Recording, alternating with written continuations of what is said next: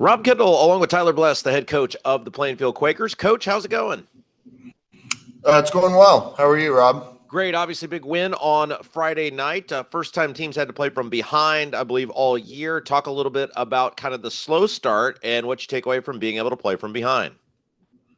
Yeah, probably one of our first slow starts in a while, which is I don't really have an answer on the why of that, but not a bad thing. Good for us to have some adversity. Good for us to overcome some adversity and then find a way in the second half to win. But that first drive for our defense, we did a good job of getting them in third down. We just were not able to get off the field. The Denny wide receiver is a really good player. We knew that. We had a plan for him. Pretty good coverage, and he makes a really nice play to kind of get him inside the 10, and then they convert on a 4th and goal, I think, from the 1 or 2. So going down 7-0 and then getting the ball on offense, really just didn't execute on the end of the first drive for us offensively. I thought we left some catches out there, ended up punting, got another stop, got the ball back in great field position. Had a one-play drive for our first touchdown to Xander Natam for a touchdown, and then got behind the sticks on our third drive, I believe. Got called for a holding penalty, then got a false start. So we're 1st and 25, which is not where anyone wants to be, and we throw an interception for a touchdown on 3rd and long. So 7-14. Still had plenty of football left to play. But, a lot of things go into it. I don't have all the answers on the why. I think some of it for us on both sides was just, maybe settling in, kind of getting a feel for how they were playing us. I thought their defense played really well against our run. They had a plan for Luke Starnes as they should. But I was very pleased to see our passing game kind of evolve and take off. And after that first drive on offense, our defense really did a great job the rest of the game to kind of get them, never really cross the 50 and in a threat to be in the red zone. So kudos to our defense, kudos to our offense, and then, special teams obviously made an impact as well. So never complain about a win against those guys. Yeah, I mean, you got to assume at some point you're going to trail in a football game. I mean, even the best of teams do. So does that help you guys in the terms of, hey, you win the game, you do win with somewhat relative ease by the time it's all said and done. It gives them that experience of being down and, later on in the season or in the tournament, hey, you get down, no need to panic, everything's going to be fine. Yeah, I mean, there's always things to take away from it, positives or negatives. I think some of us handled it better than others. The pick six is, you never want that to happen, but there's things to learn from that. And like for our offense, like, hey, fellas, like you got to go out in two plays. They're just going to kick a PAT. They're going to kick off, and like we got the ball. So like you got to get over it. We don't really care about your feelings. We made a bad mistake. We've got plenty of football left, but like the sky's not falling. The game's not over. So we'll handle that internally. But I thought for the most part, even the guy that threw the pick was pretty positive on himself. Like he was like, man, that was just a really bad throw. And yeah, you're right. And that happens, like, unfortunately. But I thought he honestly did a really good job of just kind of flushing it, so to say, and moving on to the next series. So it's good for us to have those types of adversities, especially in a rivalry game on the road. You're probably expected to win. I'm okay for all those things to happen. I don't want to throw pick sixes or have a bad start on defense, but I think there's things to learn from it for our team that we can use, later on in the season. And it was good for us to bounce back and really, have a really good, clean second half, offense, defense, and special teams. So let's talk about the passing game. Obviously, you mentioned a pick six, but there were a lot of balls that weren't picked, a lot of balls that ended in the end zone. You ever had a kid score 4 touchdowns in a game receiving before? I don't know. Honestly, not. I mean, like what's the most touchdowns you've ever seen an individual have in a single game? Well, I know that Weston Wyrick had five rushing last year against Perry Meridian, so that tied the school record. Yeah, I don't know what it is receiving. I should know this, but I'm sure those two guys will tell me on Monday morning what the record is. Yeah, well, this is my point, right? I mean, you're such a run-heavy approach on last week, and obviously Yeah. great job there. But this past week, it was a lot of passing, a lot of passes. Finding open guys. Talk about the passing approach and the ball finding the end zone. Yeah, I mean, not we still tried to rush the ball 34 times for 100 yards. We threw it 36 times for 236. So having 70 plays and having 336 yards of offense, I won't complain about. Like I said earlier, I think Mooresville had a really good plan to stop our run. I thought both of their inside linebackers played extremely well. Those guys were flying around. They timed up some of their blitzes. Their D linemen had good stunts and had good gap integrity. Um, we've got to fix some things up front on offensive line, but for the most part, we kind of expect some of that to happen sometimes when, especially from last week where Luke, has a great game of rushing and pass game was okay last week. And then, this past Friday to be able to throw it 36 times and have four throwing touchdowns, I think just kind of shows to us and to our players and the rest of the program, like, hey, we've got to be able to pick it up when one side's not being able to, not do their job, but just not effectively get the run game going like we wanted to. So if we can be as balanced as that, I will take it. Obviously want to be smart with the football and limit the turnovers. Would love to be better on third down, but on fourth down we were 4 or 5. So those are things that we can improve on. But I do think that the passing game is coming along. We knew that it had the opportunity to present itself like it did on Friday. If we get certain looks, I thought our receivers did a good job of finding the holes and the seams.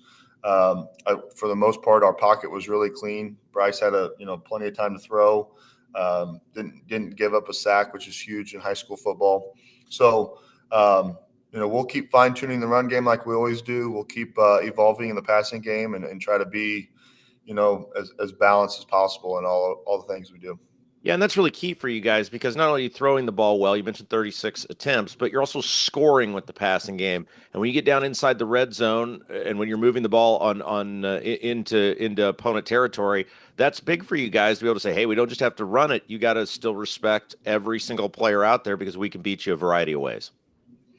Yeah, and I think that showed. It's in the past 3 weeks of we get inside the 20 or the 25-yard line. We obviously need to get points. I thought the biggest, probably possession or play of Friday's game was, the series right before halftime. We convert on a 4th and 10 to Luke Starnes out of the backfield, get the first down, and I believe 2 plays later, Xander scores a touchdown with about, maybe 5 seconds left. So that was huge to go into halftime tied up. But yeah, certainly when we're in the red zone, we need to come away with points. All right, let's talk about our sponsors, our fine sponsors that make Plainfield football possible, both our broadcasts on Friday night as well as this show. Frigid Frog, New Wave Solutions, Gunnell Financial, Crone Family Construction, Adrenaline Financing, Crest Point Real Estate Coach P, Chris Pearson, Sell with Jones, the Stewart Home Group, Remax Centerstone, Julia Burbridge, Flora Brothers Painting, I-70 Wrecker Service and Garage, Units Moving and Portable Storage, Haynes Roofing and Remodeling LLC, Headquarters Barbershop, Edward Jones, Chris Hoskins, Ellis and Associates, BGW Construction, and Legacy Motorsports. All right, 3-0. We're back at home on Friday night. Perry Meridian, what did the Falcons bring to the table? Yeah, Perry Meridian got a really nice win on Friday at home against Franklin Community. That score was 15-7. The Falcons are 2-1. They've won their last 2 ball games. They've got another really strong running back again this year, solid receiver core. They're big up front again. So for our defense, again, just, keeping everything in front of us. I think our D-line and our linebackers are starting to play really well together and mesh really well. I thought our secondary did a great job Friday of just, again, keeping things in front of them. That was a challenge all week. I thought they responded really well. Cohen Vanderbush played well. Ty White played really well. Tayshawn Callahan's, again, having a really good senior year. Grayson Harden's coming along nicely. So those guys are going to be challenged again this week, as they are probably for the rest of the year. But as long as our defensive line and our linebackers continue to time up everything in terms of their fronts and their blitzes, we'll be okay on defense. But we've got to have a great week of preparation to do that. Defensively, They're solid as well. They always play really hard. I think their D line's pretty impressive. They get off the ball, they kind of push you back. So again, we'll want to be able to start it up front in our run game, and then obviously get our tight end and our receivers involved as well as our running backs in the passing game. So they're a good football team. Every time that they come here, every time that we play them at their place, it's a very physical game. They're very well coached. Their kids play really hard. They're a team that kind of is up and down, but really every time that we play them, it seems like they give us our best shot. So we've got to expect that again this Friday. Fortunately, it's at home. It's youth night, so the place will be packed, and then we'll be able to promote our youth sports here for football in the town of Plainfield. So looking forward to having a home game Friday night. Third of the way through the season, it always goes by so fast. Well, at least for me, maybe not for you, but third of the way through the year, what are you evaluating at this point? Kind of walk us through the coaching process. Obviously, you want to win every Friday, but I assume there's more as a head coach at stake as you're getting ready for October, November, which is when the games start really, really counting. Yeah, I think one thing you need to look at now as you get into a little bit of the middle to September and chunk of your season is how healthy is our football team? What are the things that we're doing in practice? Are those still showing up in games? Are the drills, the practice, the games all correlating together? What's the type of condition that our team's in? Team morale, obviously is I think pretty good right now. We like being around each other. We're 3-0. Obviously, winning helps, but I do think our kids enjoy coming into work every day and trying to get a better, each and every day. There's things that we still want to continue to improve on. Some of that is drill work on special teams. Some of that is just finding the best way to practice, whether it's, varsity on varsity, or if it's a walkthrough tempo, or if it's, using a scout team to get a certain look. So there's things that we'll evaluate. We kind of do that each week. The practice times don't really change. You get into a little bit of Groundhog's Day, but I think overall the best answer to your question is just what's the health of our team? Who needs to do certain things to continue to get their body ready for Friday at 7 p.m. And then who else are we, is there anybody in special teams or from a JV game performance that, we need to evaluate and look at for them to, maybe find a role or a different role come a Friday night. So that's things that we evaluate each week with our coaching staff. We try to tell our kids, everyone has a role in the team. It's helping us win. You don't have to be satisfied with that role, but also you're the one that's in charge of that role in terms of your attitude, your effort, and your God-given talent. So those things are ever changing. Obviously, we still got a ways to go, but we are trending in the correct direction, I believe.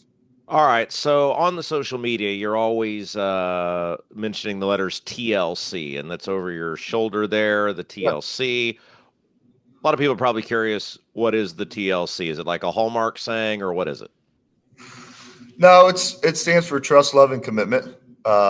So it is a Hallmark saying. It'd be perfect on a Hallmark card. Yeah. I stole it from Hallmark, yes. No, but I mean, trust is a big word for us. You obviously have to trust yourself when you're out there on Friday night to go play football and do the things that you're coached to do. You got to trust your teammates that they're going to do their job to the right or the left of you. You got to trust the coaching.